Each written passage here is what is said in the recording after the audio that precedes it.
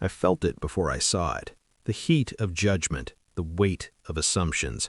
My daughter rolled her eyes when I walked into the courtroom, a small, practiced motion she learned from her father. I didn't blame her. To her, I was late. Again. To everyone else, I was irrelevant. Then the judge stopped mid-step, hand hovering over the bench, and whispered to the clerk, "Is that her?" The whisper carried. The silence followed. I kept my eyes forward. Calm is a weapon when used correctly. Years earlier, I believed in the architecture of a shared life. We met in a narrow hallway that smelled like burnt coffee and ambition. He laughed too loud. I liked that. He said he admired my discipline. I liked that more.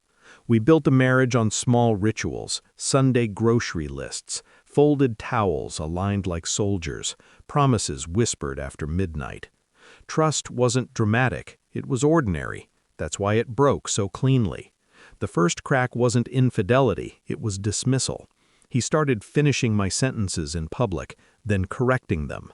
Money conversations became lectures.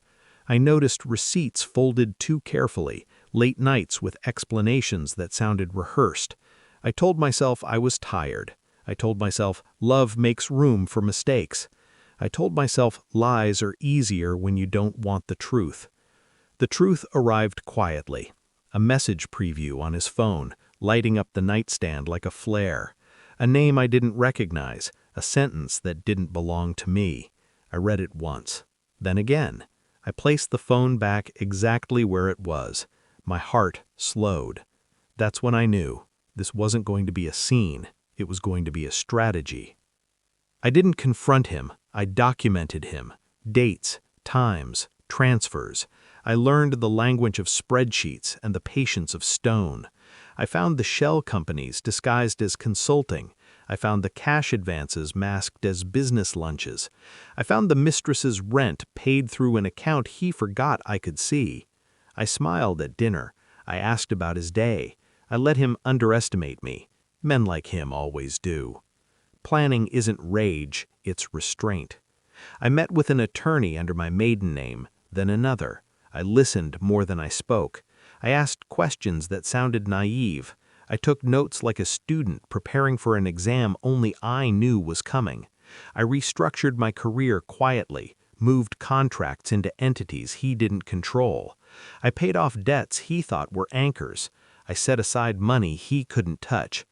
Justice doesn't announce itself, it assembles. Emotionally, I went dark. No accusations, no tears. I became agreeable, pleasant, predictable. He mistook my silence for surrender. That was the most useful mistake he made. Socially, I let him talk. People reveal themselves when they think the room belongs to them. He bragged about wins that weren't his. He complained about a wife who didn't understand the pressure. I remembered every word. I saved every message sent to friends he thought were loyal. Pressure reveals fractures.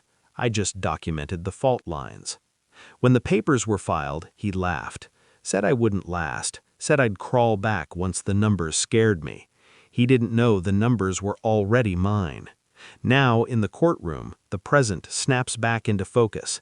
My daughter stares at her shoes. My ex shifts in his chair, still confident, still loud. The judge clears her throat. The clerk hands up a file thicker than expected. I watch recognition spread across the bench like a shadow.